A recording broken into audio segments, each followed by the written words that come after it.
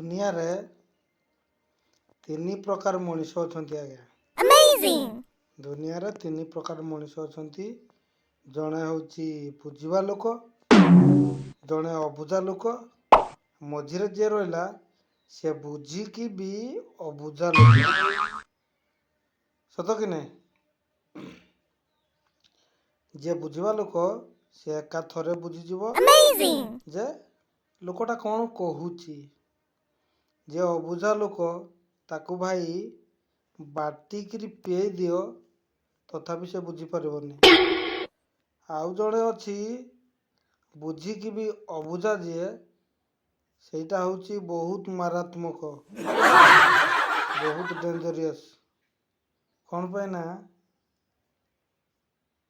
କହନ୍ତିନି ଚେଇଁ ଶୋଇଥିବ ଯିଏ ତାକୁ ଉଠେଇବ କିଏ? ସେଇ ଲୋକ ପ୍ରତି ସାବଧାନ ଥିବ ଭାଇ। ସେ ଲୋକ ପ୍ରତି ଯିଏ ନ ବୁଝିଲା ସେ ଅଲଗା କଥା, ଯିଏ ବୁଝିଗଲା ତ ସିଏ ଆହୁରି ଭଲ। ଯିଏ ବୁଝିକି ଅବୁଝା ହେଲା ଭାଇ ତା ପ୍ରତି ଟିକେ ସତର୍କ ରହିଥିବେ ହେଲା। ବାକି ଆପଣଙ୍କ ଉପରେ ରହିଲା। ରହିଲି, ଜୟ ଜଗନ୍ନାଥ।